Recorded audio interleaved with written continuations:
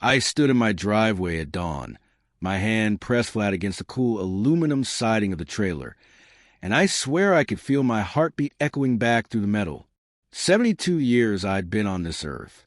72 years of waiting for later.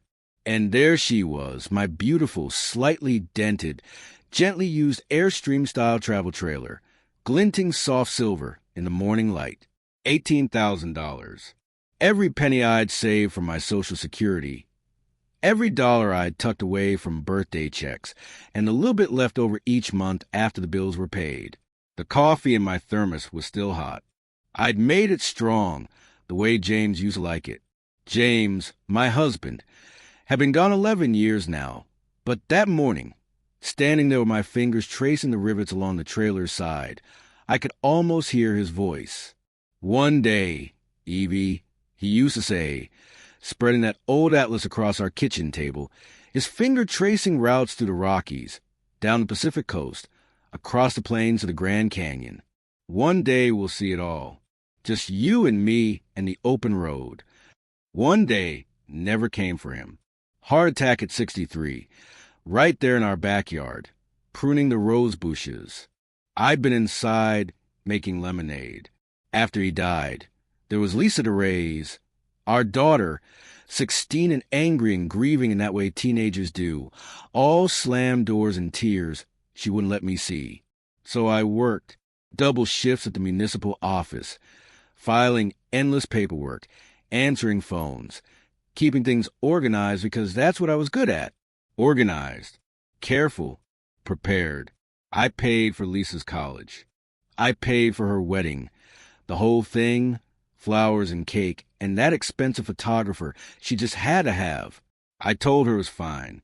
"Your father would have wanted you to have a beautiful day," I'd said, even as I watched my own travel fund drain down to nothing. And I waited. I kept waiting.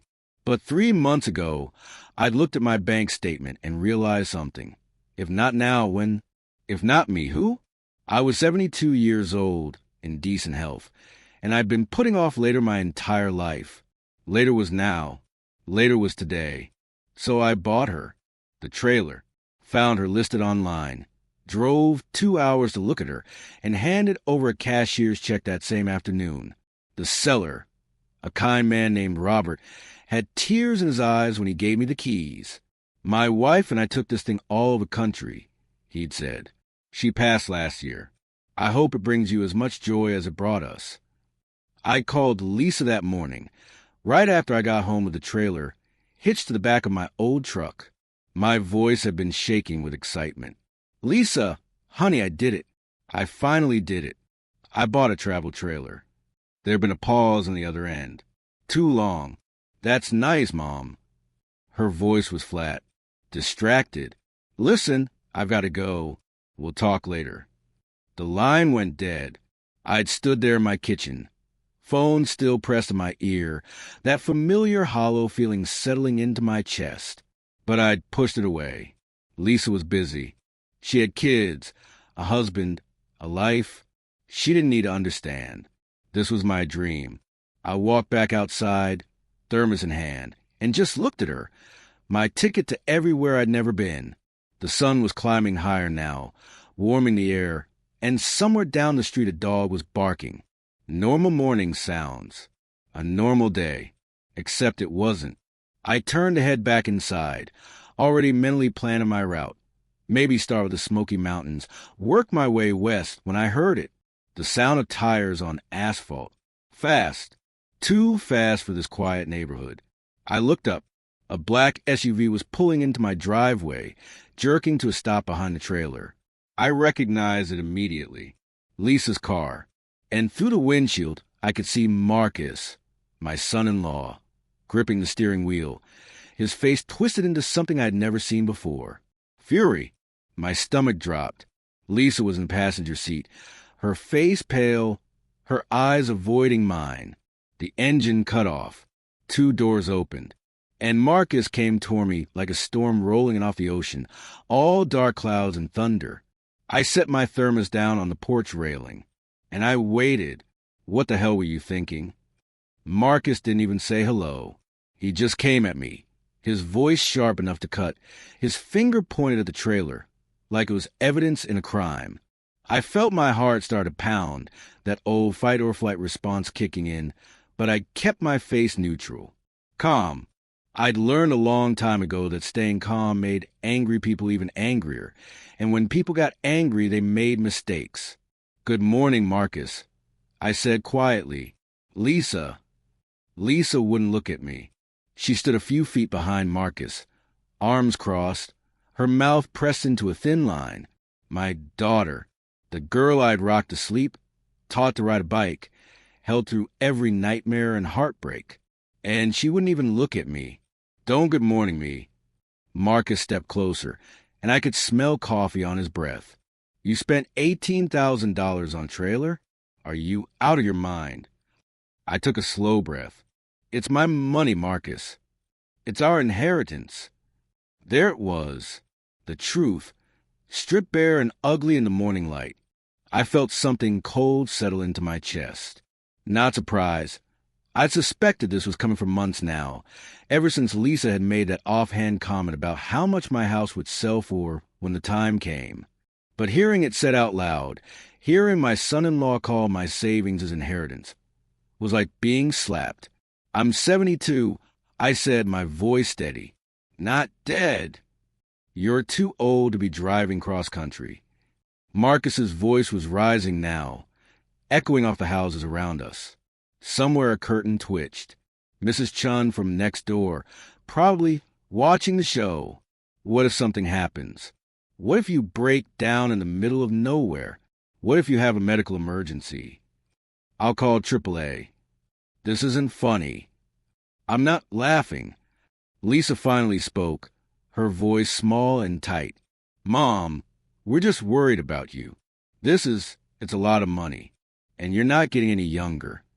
I looked at her then, really looked at her, and I saw it, the discomfort in her eyes, the way she couldn't quite hold my gaze. She knew exactly what this was, and she was letting it happen anyway. "I raised you by myself after your father died," I said softly. "I worked 2 jobs so you could have everything you needed. I paid for your college. I paid for your wedding. And I never asked for anything back. I never expected anything back. But this is mine. You were planning to take the kids to Yellowstone this summer." Marcus cut in, his voice dripping with accusation. "We could have used that money. We could have. You could have saved for yourselves." His jaw clenched. I watched the muscle jump under his skin. "You know what?" He turned, scanning my porch, and then his eyes landed on my purse, sitting on the small table by the front door where I always left it. "We're taking it. The trailer. You don't need it." My hand moved instinctively to my pocket, where the trailer keys rested. "No. Yes." Marcus walked past me, reached for my purse. "Marcus, don't." But he was already rifling through it, his hand closing around my keychain. He pulled it out, held it up like a trophy. "We're taking you to look at a nice assisted living place," Lisa said, her voice cracking slightly. "On the way to our vacation. There's a beautiful one about 2 hours from here, Mom. Sunny, lots of activities. You'd be safe there. You'd have people around." I stared at her. "You're putting me in a home. We're helping you see your options." "I'm not going anywhere." Marcus was already walking toward his truck, keys jangling in his hand. "Pack her a bag, Lisa. Small one. We're leaving in 10 minutes. I should have screamed. I should have called the police. I should have run to Mrs. Chen's house and begged for help, but I didn't.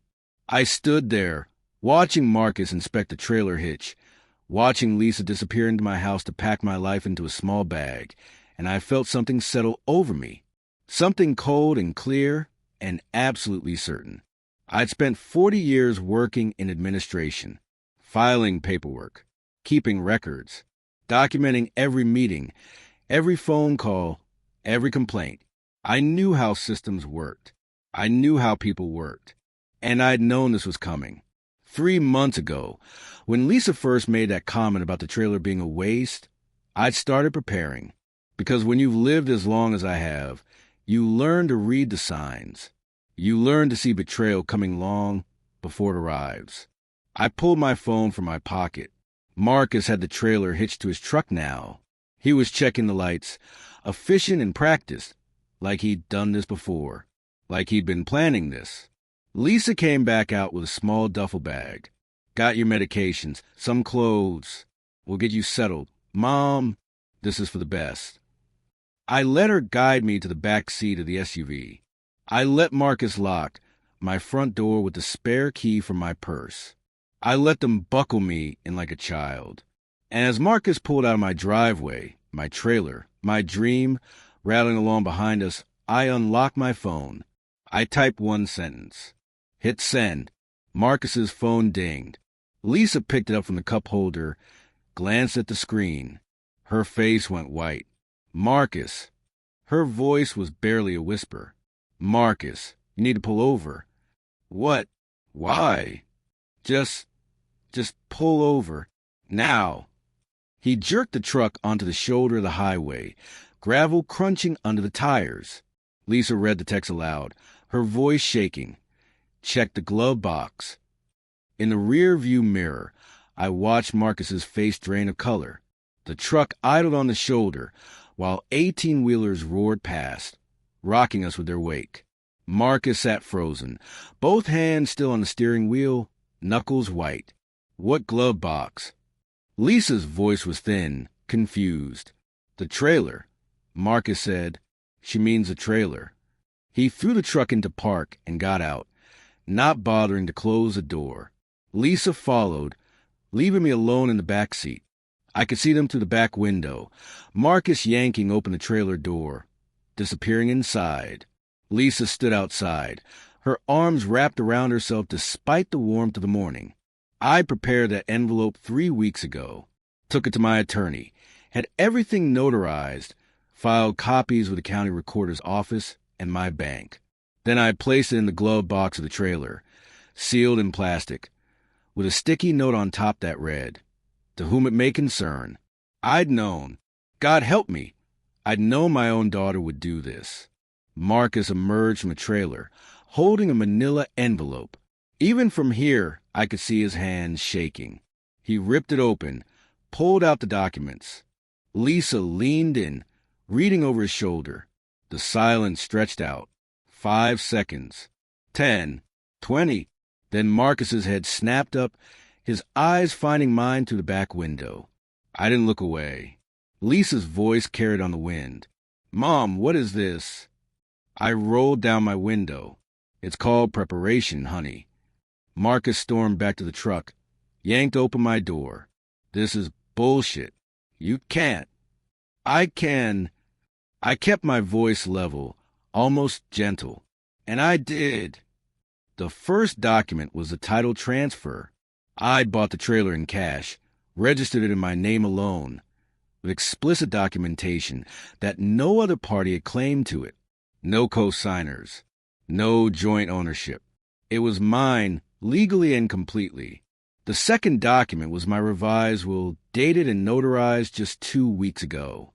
I'd worked with my attorney to add a very specific clause. Any family member who attempts to coerce, manipulate, steal from, or otherwise exert undue influence over the testator's assets or person shall be immediately and permanently excluded from all inheritance, with their portion to be donated to charity. The third document was worse. It was a detailed, dated letter to my attorney describing every conversation I'd had with Marcus and Lisa over the past 3 months. Every comment about my wasting money. Every suggestion that I was getting too old to manage my own affairs. Every hint that they were counting on an inheritance they hadn't earned.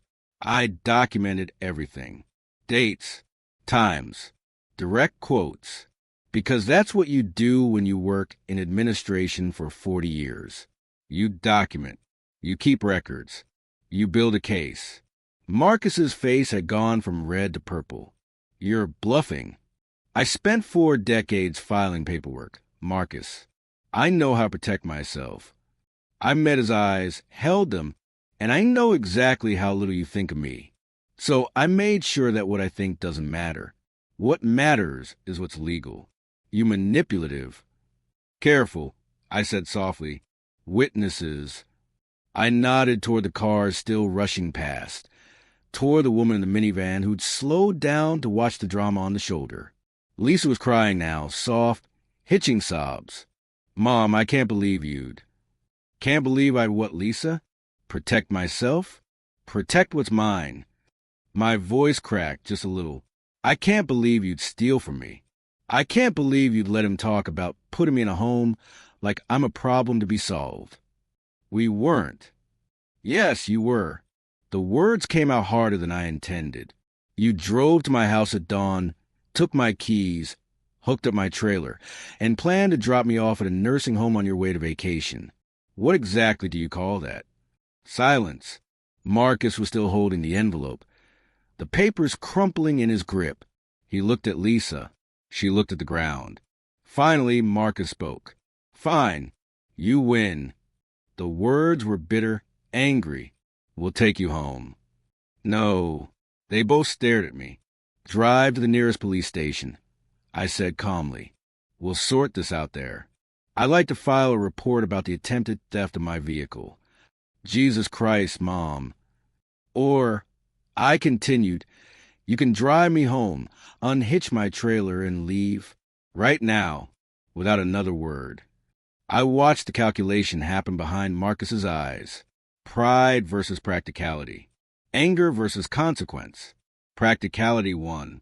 He slammed my door shut, hard enough to make the whole truck shake, got back in the driver's seat, put the truck in gear, and turned us around. The ride back to my house was 23 minutes long. I know, because I counted every single one, watching the digital clock on the dashboard tick forward while the silence in the truck grew thick enough to choke on. Lisa cried quietly in the passenger seat, not the dramatic, heaving sobs of someone truly devastated. More like the frustrated tears of a child who didn't get their way. I recognized them. I'd seen them 1,000 times when she was little, when I'd said no to something she wanted. The difference was, I used to comfort her then. Now, I just looked out the window and felt nothing. No, that's not true. I felt something. A deep, bone-tired sadness that settled into my joints like arthritis. This was my daughter, my baby, the tiny human I'd brought into the world, nursed, protected, loved with every fiber of my being. And she just tried to steal my last chance at happiness. How had we gotten here? I watched the familiar streets roll past. The coffee shop where Lisa and I used to meet for breakfast every Sunday. The park where I'd pushed her on the swings until my arms ached. The library where we'd spent countless Saturday mornings, her tiny hand in mine as we picked out picture books. When had I stopped being her mother and started being her burden? Marcus pulled into my driveway and threw the truck into park. He got out without a word, began unhitching the trailer with sharp, angry movements. Metal scraped against metal. Something clanged. I opened my door, climbed out slowly. My knees ached. I was suddenly, overwhelmingly aware of my age, the stiffness of my back, the way my hands trembled slightly as I reached for the edge of the truck bed to steady myself. 72 years old, and so very, very tired. Lisa got out too, stood there hugging herself, watching Marcus work. Finally, she turned to me. Mom, don't. I was trying to help. I was worried about you, and you were trying to help yourself. She flinched like I'd slapped her. You've been waiting for me to die. I said, each word careful and deliberate, or at least waiting for me to become incompetent enough that you could take over my finances, my house, my life, and when I spent my money on something for myself, you saw it as theft from you. That's not. It is, Lisa. It is exactly that. I could feel my throat tightening, tears threatening, but I pushed them down. Not here. Not now. I gave you everything. Everything I had, everything I was, and it still wasn't enough. Mom, I need you to leave now. Marcus had finished unhitching. The trailer sat in my driveway where it belonged, small and silver and mine. He walked past me without a word, got back in the truck. Lisa stood there, tears streaming down her face. Mom, please, can't we just talk about this? There's nothing to talk about. I turned toward my house. You made your choice. You chose his greed over my dignity. You chose money that doesn't even exist yet over your own mother. That's not fair. Fair. I turned back to her, and I felt something crack open inside me. You want to talk about fair? I worked myself to the bone to give you opportunities one never had. I paid for your education, your wedding, helped with the down payment on your house.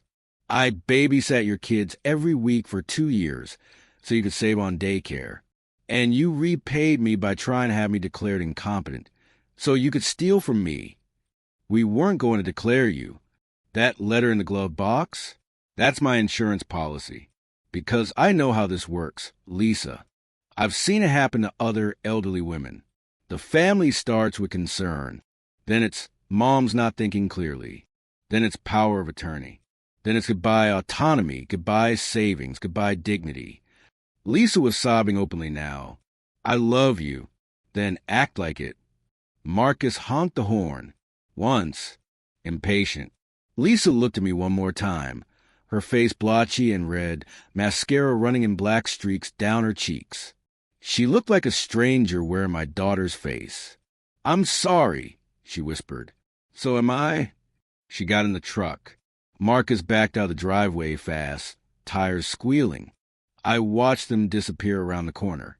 Then I stood there in my driveway in the morning sun, next to the trailer that had cost me my relationship with my only child, and I tried to figure out if I'd won or lost. My phone buzzed in my pocket. A text from my sister Ruby, 2 states away. Call me when you can. I looked at the message, looked at my trailer, looked at my house, suddenly feeling too big and too quiet. Then I walked inside and closed the door. I made it to the kitchen before I started crying. Not the gentle, dignified tears you see in movies. Ugly crying, the kind that comes from somewhere deep and broken, the kind that makes your whole body shake. I gripped the edge of the counter and let it come, let it tear through me like a storm. My daughter, my Lisa. I saw her at 3 years old, gap-toothed and giggling, demanding I read The Very Hungry Caterpillar for the 14th time that day. I saw her at 7, cry because a boy at school had called her ugly, and me holding her and telling her she was beautiful. I saw her at 16, angry and grieving after James died, screaming that she hated me because she couldn't scream at him. I saw myself at her wedding, helping her into her dress, fixing her veil, telling her how proud her father would have been. And I saw her this morning, cold, distant, complicit, when had I lost her? Or had I ever really had her at all? The crying stopped eventually, the way storms always do. I stood there hiccuping, my face hot and wet, staring at the coffee maker on the counter. The one James had bought me for our 20th anniversary because I'd mentioned in passing that ours was getting old. Gotta take care of my girl, he'd said, kissing my forehead. But James was gone. And apparently, no one else thought I needed taking care of, or rather, they wanted to take care of me on their terms. Not mine. My phone buzzed again. Ruby. I picked it up, wiped my face with my sleeve, and called her back. She answered on the first ring. Tell me you're okay. I'm okay. Don't lie to me, Evelyn May. What happened? So I told her. All of it. The trailer. The confrontation, the documents, the drive, the silence. Ruby listened without interrupting, the way she always did, my big sister who'd been my rock since we were kids. When I finished, she was quiet for a long moment. Then, you did the right thing. Did I? My voice cracked. I just destroyed my relationship with my daughter over a trailer. No, baby. She destroyed your relationship when she tried to steal from you. Ruby's voice was firm. And that trailer isn't just a trailer. It's your dream. It's your freedom. It's you finally doing something for yourself after a lifetime of putting everyone else first. But, no buts. You think James would want you sitting in that house for the rest of your life, waiting to die so Lisa can sell it. I could hear Ruby moving around, probably pacing her kitchen the way she did when she got worked up. You think your mama, rest her soul, would want you to give up your dreams because your child turned out greedy? I thought about my mother, sharp and practical and tough as nails. She'd raised 4 kids during the Depression, made something out of nothing, never complained. And she died at 68, never having taken a single vacation, never having done one thing just for herself. Mama would tell me I was being foolish. I said quietly, Mama would tell you to get in that damn trailer and drive. I laughed. It came out choked and watery, but it was a laugh. Listen to me. Ruby's voice softened. You're 72 years old. You're healthy. You're sharp as ever. And you've got a trailer full of gas and a whole country waiting for you. So what are you going to do? Sit there feeling sorry for yourself? Or are you going to do what you want to do for once in your life? I looked out my kitchen window at the trailer, gleaming in the sunlight. I don't know if I can do it alone. I whispered, Baby, you've been doing everything alone since James died. This ain't any different. Except this time, you get to do it on your terms. We talked for another 20 minutes. Ruby told me about her grandkids, about the garden she was planting, about normal, everyday life. It was grounding, soothing, a reminder that the world was bigger than my pain. When we hung up, I felt steadier. Not good, but steadier. I made myself tea. Earl Grey, James's favorite. The ritual was calming. Filling the kettle, warming the pot, steeping the leaves. Simple actions that required no thought, no emotional energy. I carried the cup to the kitchen table and sat down, and that's when I saw it. The old map, still folded on the chair where I'd left it weeks ago when I started planning. I unfolded it carefully. The paper was yellowed, creased from years of being opened and closed and dreamed over. James's handwriting was still there. Red circles around national parks, blue stars marking small towns he'd wanted to see, notes in the margins. Evie would love this, next to Acadia. Best pie in America, next to some tiny town in Montana. My finger traced the routes we'd planned together, routes we'd never taken, but I could take them now. I pulled out a pen, black this time, not red or blue, and I circled the first stop, a state park 3 hours from here, where James had proposed 48 years ago. We'd been so young, so hopeful, so certain we had all the time in the world. We'd been wrong about the time, but I still had now. I stood up, left the tea cooling on the table, and walked to my bedroom, pulled out my suitcase, started packing. Practical clothes, comfortable shoes, medications, the framed photo of James for my nightstand, my mother's cookbook, the quilt Ruby had made me. I packed like I meant it, because I did. Tomorrow, I'd leave tomorrow. I pulled out my laptop, booked a spot at the state park, pulled up a checklist I'd found online, preparing for your first RV trip, started going through it methodically. Water, food, propane, first aid kit, maps, emergency contacts. I worked until the sun went down, until I was too tired to think about Lisa or Marcus or the wreckage of my family. I worked until my body ached and my eyes burned. And then I went to bed, but I didn't sleep much. I kept seeing Lisa's face, kept hearing her say, I love you while trying to take everything from me. At 3 a.m., I got up, made more tea, and stood at my front window looking at the trailer. Tomorrow felt both impossible and inevitable. I thought about calling Lisa, apologizing, trying to fix things. Then I thought about what Ruby said, what Mama would have said. And I thought about James, tracing routes on that map, promising me one day, I'm doing it, baby. I whispered to the empty house. I'm finally doing it. The trailer sat silent in the driveway, waiting. Dawn came gray and soft, light filtering through my bedroom curtains like watercolor. I'd finally fallen asleep around 4, and woke with a start at 6:30, disoriented and thick-headed. Then I remembered everything. I lay there for a long moment, staring at the ceiling, feeling the weight of it settle over me again. But this time, underneath the sadness, there was something else, something harder, more solid, determination. I got up, showered, dressed in comfortable jeans and my favorite flannel shirt, the green one James always said brought out my eyes.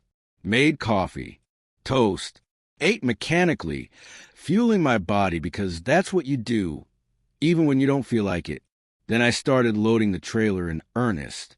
I made a list last night, organized by category: kitchen, clothes, bedding, emergency supplies. Now I worked through it methodically, crossing off each item as I packed away. The trailer was small but efficient. Tiny kitchen with a 2-burner stove and a mini fridge. Bathroom with a shower I'd have to get creative with.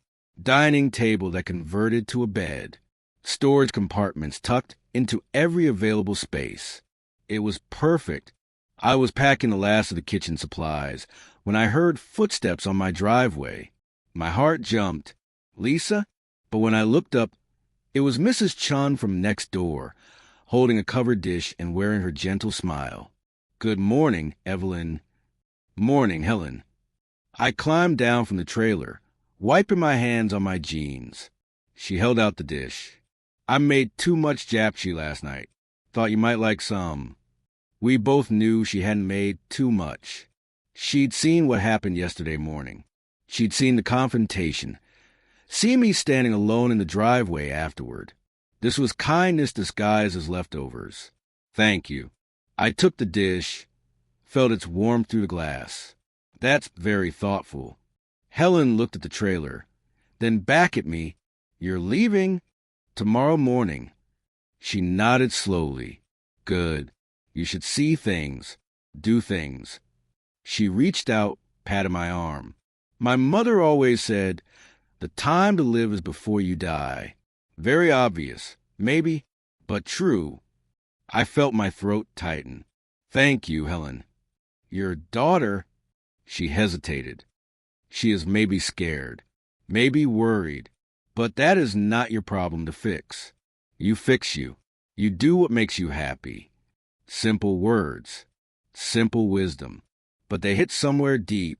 Helen squeezed my arm once more, then walked back to her house, moving slowly, carefully. She was 75, 3 years older than me, still tending her garden, still cooking, still living. I wanted to be like her when I grew up. The thought made me smile despite everything.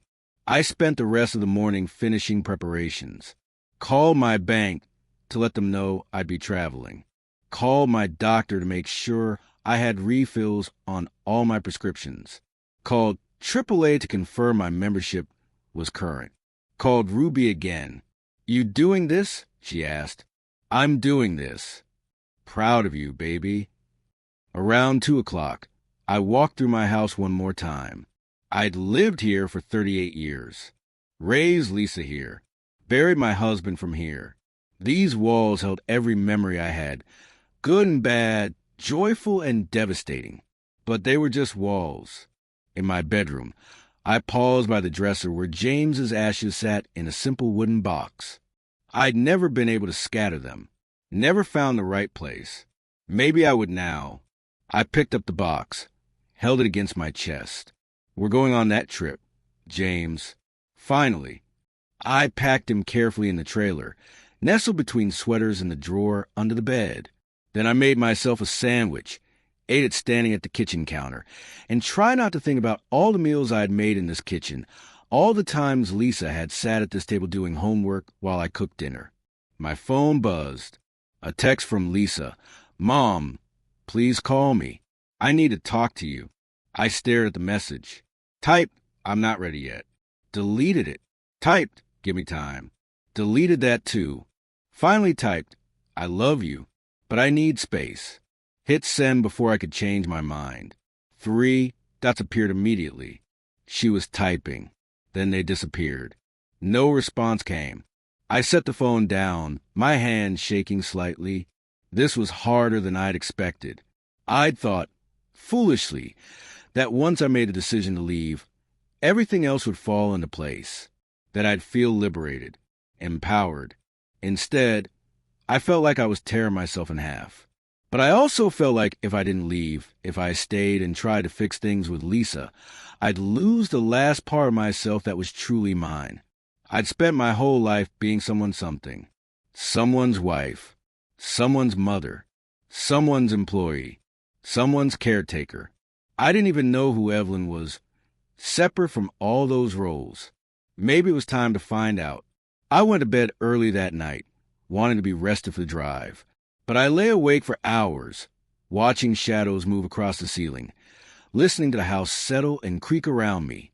At some point, I must have dozed off, because I woke to my alarm at 5 a.m., heart pounding, disoriented in the darkness. Today. It was today. I got up, dressed, made coffee in my travel mug, walked through the house one last time, turning off lights, checking locks, feeling like I was saying goodbye to more than just a building. On the kitchen table, I left an envelope addressed to Lisa. Inside, a short note I'd written last night when I couldn't sleep. Lisa, I forgive you. I don't know if we can fix what's been broken, but I hope someday we'll try. Until then, I need to do this for myself. I've been waiting my whole life to live. I'm not waiting anymore. I love you. I always will. Mom. P.S. I'll call when I'm ready. Please respect that. I locked the front door behind me, slipped the key under the mat where I always left it for emergencies, and walked to the truck. The trailer was already hitched. I'd done it myself yesterday, following a YouTube tutorial, checking and rechecking every connection. Everything was secure. The sky was just beginning to lighten, that deep blue of pre-dawn. The street was silent, except for a few birds starting their morning songs. I climbed into the truck, started the engine. It rumbled to life, familiar and reassuring. In the rear-view mirror, I could see the trailer behind me. My dream, my freedom. My hands were shaking. I sat there for a moment, engine idling, and I thought about turning it off, going back inside, calling Lisa, making peace, being the accommodating, self-sacrificing mother I'd always been. Then I thought about James, about my mother, about Helen next door and Ruby 2 states away, about all the women who'd lived and died without ever doing the one thing they truly wanted. I put the truck in reverse, and I didn't look back. The highway opened up before me like a promise. I'd been driving for an hour, and with every mile that passed, something inside me loosened. The tight band around my chest eased. My shoulders dropped from around my ears. My hands relaxed on the steering wheel. I was doing it. I was actually doing it. The sun rose behind me, painting the sky in shades of pink and gold, and I felt like I was driving towards something instead of running away. For the first time in longer than I could remember, I felt like I was moving forward. The GPS on my phone guided me toward the state park, the one where James had proposed all those years ago. We'd been on a weekend camping trip, barely able to afford even that, young and broke, and so in love it hurt. He'd gotten down on one knee by the lake at sunset, ring box trembling in his hand, and asked me to spend the rest of my life with him. I'd said yes before he even finished the question. We'd promised ourselves we'd go back for our anniversary every year. We managed it twice. Then life got busy.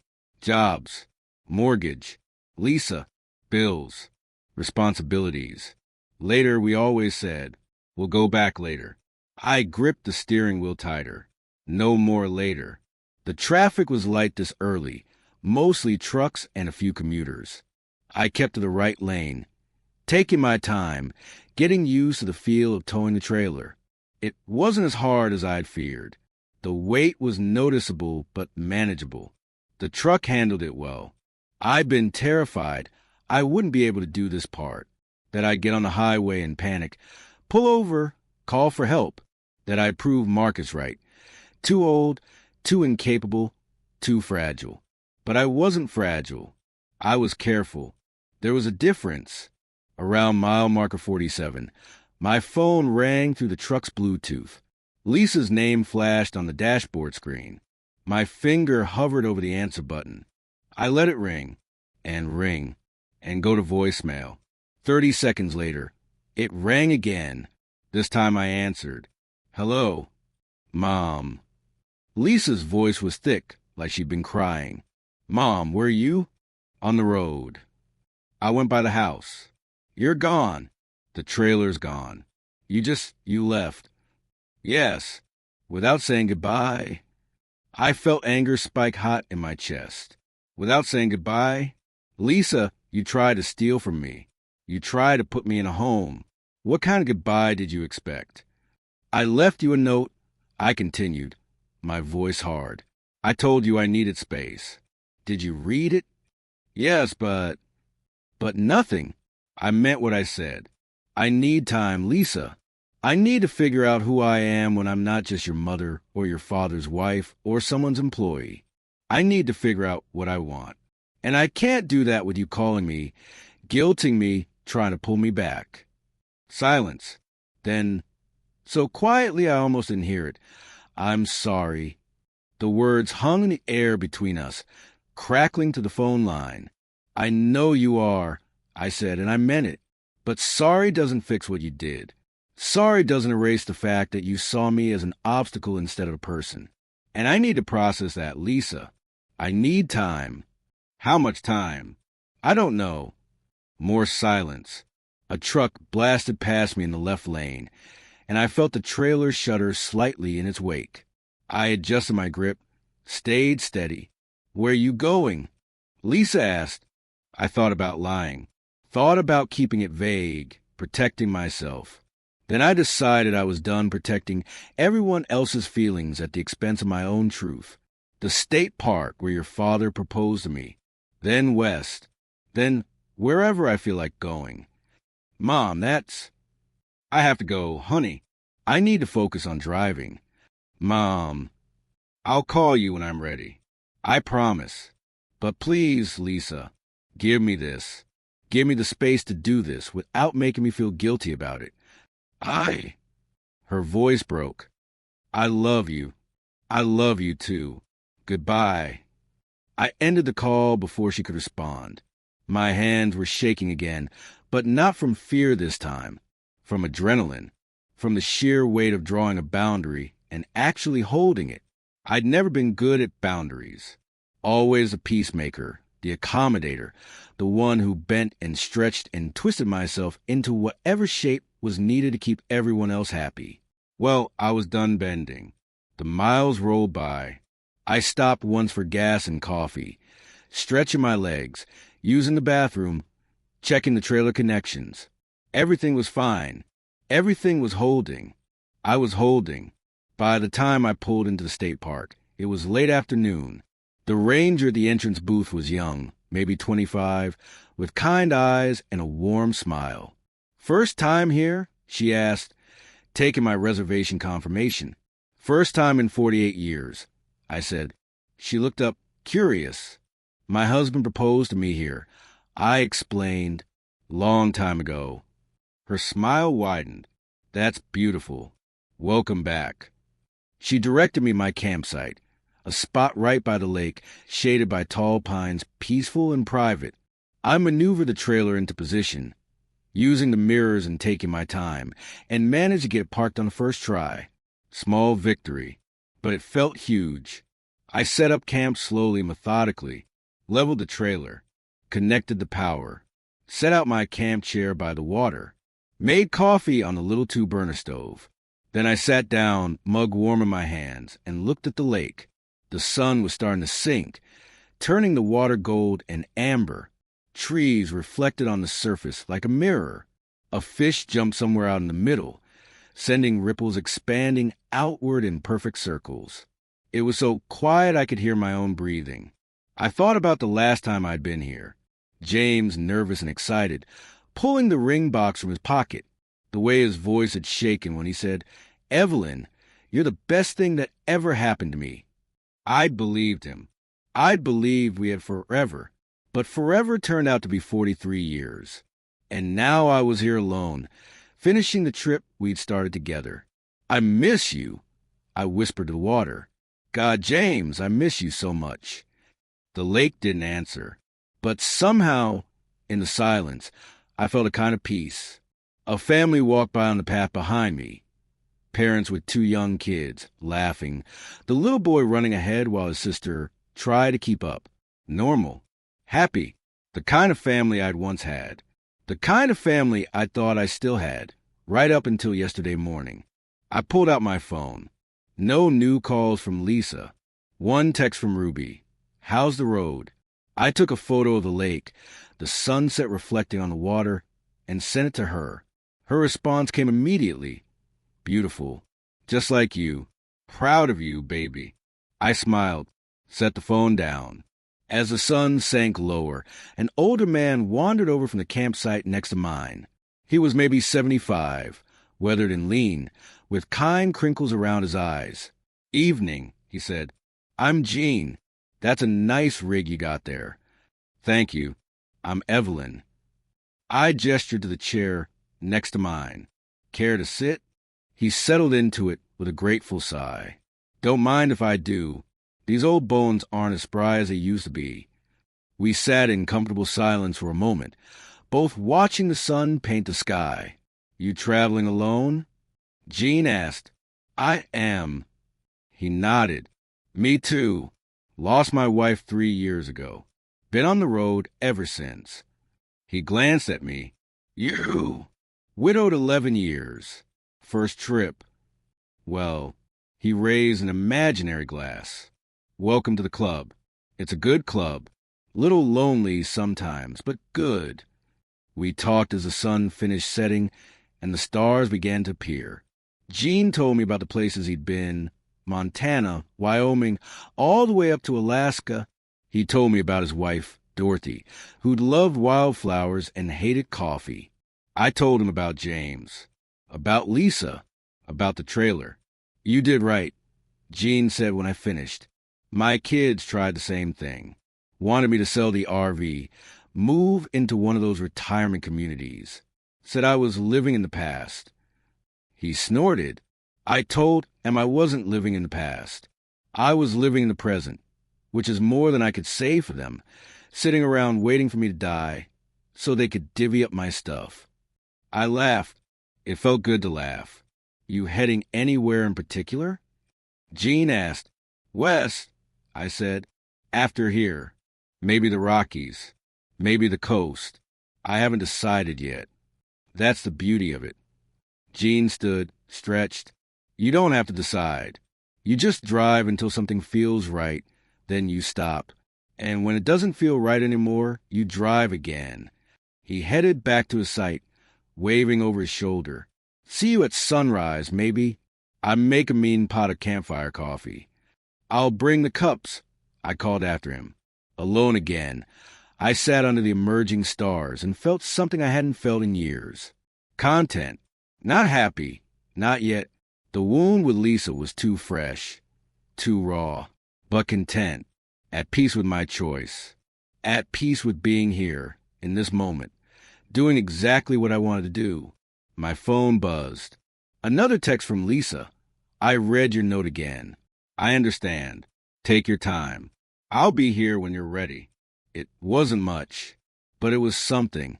I put the phone in the glove box of the trailer. The same glove box that had held the documents that saved me. Symbolic, maybe, but it felt right. I didn't need to be constantly available. Didn't need to respond immediately to every call, every text, every demand for my attention. I needed to be here, present, in this moment. The stars came out fully, more than I'd ever seen from my house in the city. The Milky Way stretched across the sky like a river of light. I stayed outside until the cold drove me in, then climbed into the trailer's small bed, pulled Ruby's quilt up to my chin, and closed my eyes. For the first time in weeks, I slept soundly. Morning came soft and golden, light filtering through the trailer's small windows. I woke slowly, disoriented for a moment. This wasn't my bedroom, wasn't my bed, and then I remembered. I was on the road. I was free. I lay there for a long moment, listening to birds sing outside, feeling the slight sway of the trailer, And I smiled. Actually smiled. When was the last time I'd woken up smiling? I made coffee on the little stove, dressed in comfortable clothes, and stepped outside. The air was cool and clean, carrying the scent of pine and lake water. Mist rose from the surface of the lake in wispy tendrils, slowly burning off as the sun climbed higher. Gene was already up as promised, tending a small campfire. He waved me over. "Coffee's ready," he called. I brought my cup, let him fill it from his battered percolator. It was strong and slightly burnt and absolutely perfect. "Sleep okay?" Gene asked. "Better than I have in years." He nodded knowingly. Something about being on the road makes all the noise in your head quiet down.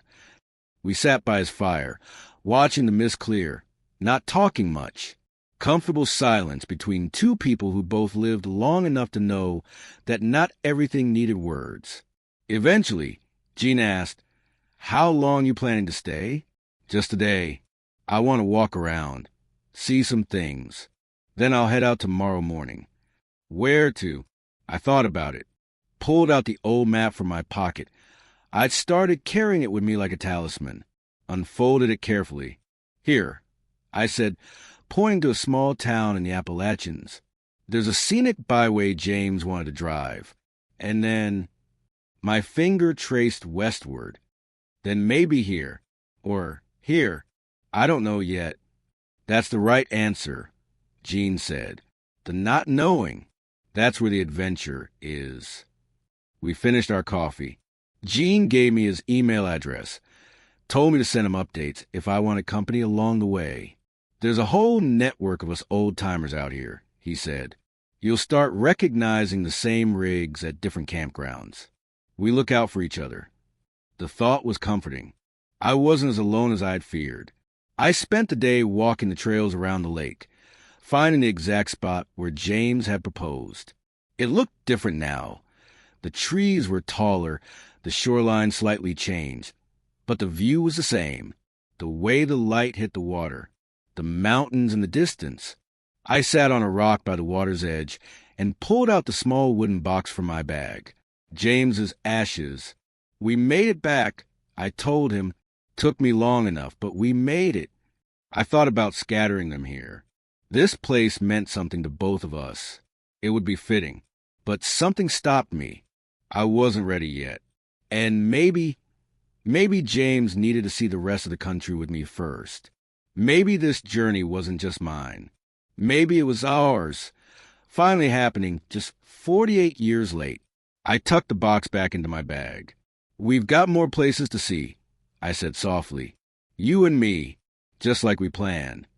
That evening, I sat in my camp chair watching another sunset, and I pulled out my phone, scrolled through old photos of Lisa, baby pictures, school pictures, her wedding, my daughter, my complicated, flawed, human daughter who'd hurt me deeply, but whom I still love fiercely. I opened a new text. "I'm okay. I'm at the place where your father proposed. It's beautiful. I'm thinking of you.